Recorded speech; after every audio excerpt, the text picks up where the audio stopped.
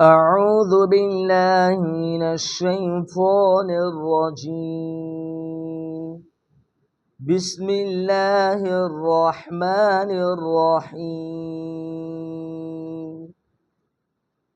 والتين والزيتون وطور سينين وهذا البلد الأمين.